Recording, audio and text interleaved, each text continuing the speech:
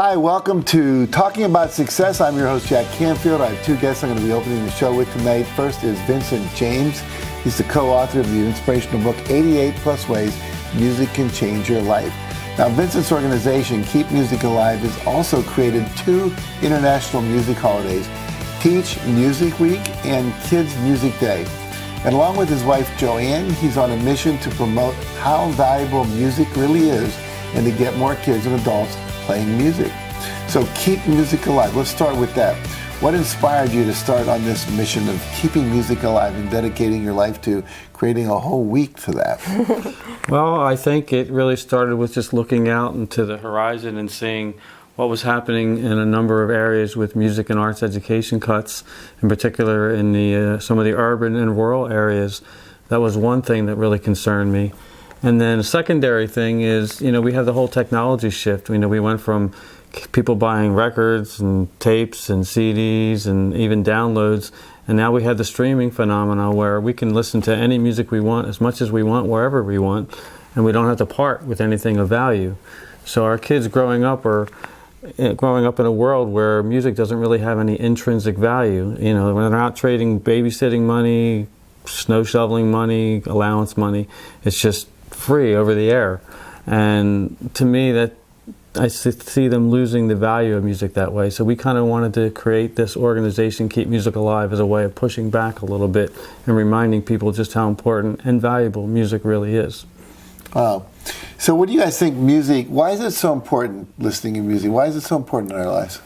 Well, music education in particular, what they've learned through research is that when you play an instrument, it's one of the few activities we can do as humans that uses both sides of our brain, the logical on the left and the creative on the right.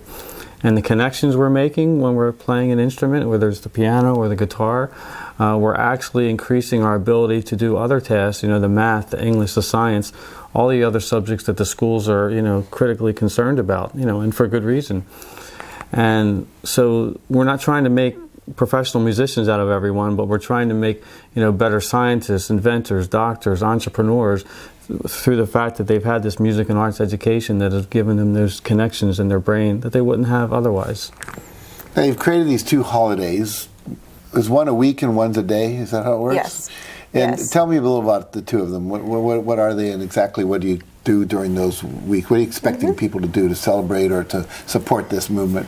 So the first holiday is Teach Music Week. It's actually gone international as of this year. And for Teach Music Week, it's the third week in March. And basically, to participate, a music school, store, organization, studio, private instructor gives a free trial music lesson.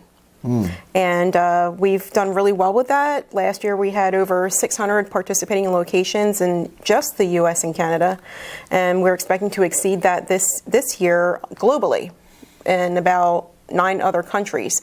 And then we also have Kids Music Day, which takes place the first Friday in October, including that weekend.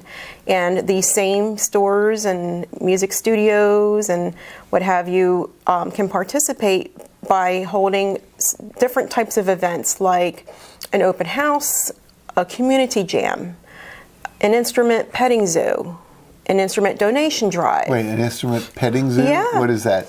So basically... Come pet my Gibson. or a Fender, or, well, really, adults and kids, really, but it's more focused on kids. Right. They can come into these different locations and try out a keyboard, try out a ukulele. Hands-on. Hands-on. Right. Mm-hmm. It's like a Please Touch Museum for instruments. Very cool. Very cool. So you've got this week and you've got this day, which leaves about 350 some other days of the year available. What are some other ways that kids and adults can get involved with music? So, if you're interested in playing an instrument, whether it's a kid or adult, maybe you don't have access to the school program or the school program doesn't exist. And, you try to find a local music school or a local teacher that's willing to give you an introductory lesson for free, even though it's not Teach Music Week. Many of them will offer you to come in and let me get you started. The internet is, streaming is one part of it, but the other part of it is we have so many educational opportunities on the internet where we have tutorials to learn how to play the piano, the keyboard, the ukulele, almost any instrument under the sun. And you can really learn a lot that way, and the guided tutorials are really amazing of what's available. And if for a little more resources, $15, $20 a month, they even have like more formal online training where you're actually part of a program and it's progressing you forward week by week.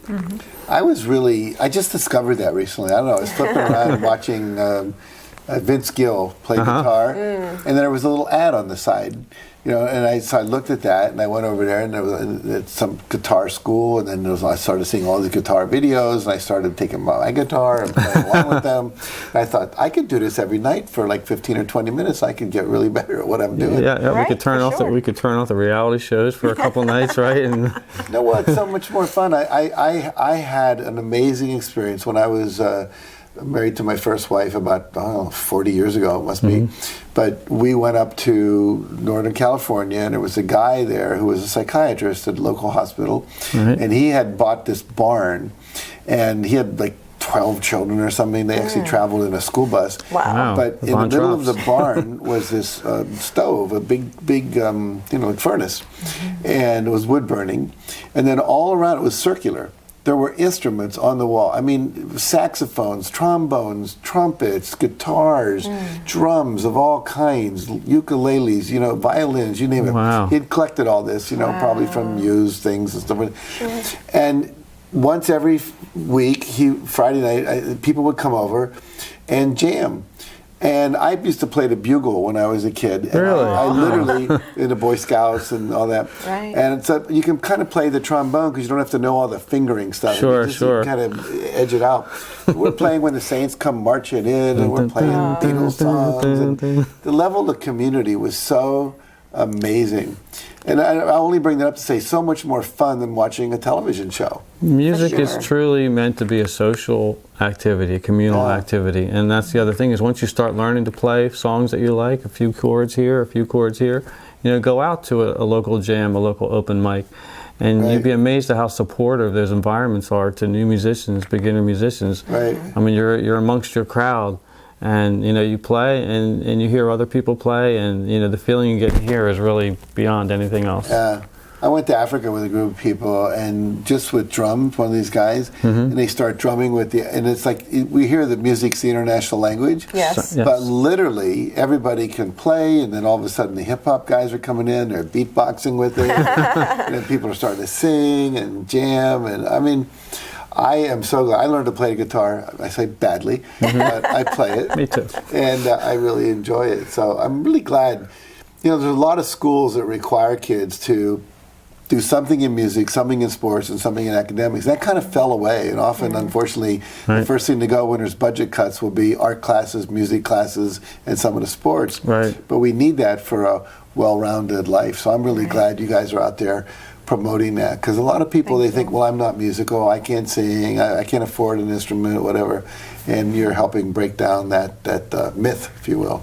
Yeah, absolutely. Very We good. feel that the more kids and adults that are playing music, the more that are reaping the educational, the therapeutic, and the social benefits that playing music grants to us. Very good, very good. Well, I'm going to ask you how people can get in touch with you in just a minute. Is there anything else you want to say or any question you wish I'd asked you before we stop? Well, I'd like to mention that Keep Music Alive accepts donations of used musical instruments. Oh, cool. And they can, contact us about making arrangements for a pickup, and that is through keepmusicalive.org. I think that's important because a lot of people are sitting around with instruments they're not using. And my first guitar was sold to me by a friend of my father's for $1. Wow. And I What a remember bargain. and I learned to play Little Brown Jug was the first song I ever learned to play. Then I went to rock and roll pretty quickly. But don't hoard your instruments. Someone could use them. Absolutely. Yes. Absolutely. There's always a need for the used musical instruments. Very good, very good. Okay. So if people want to participate in Teach Music Week or Kids Music Day, how do they get in touch with you? Where do they go? How do they find out more? They can go directly to keepmusicalive.org. Keepmusicalive.org. And from there, you can link off of that to Teach Music Week and Kids Music Day. And they can do this all over the country.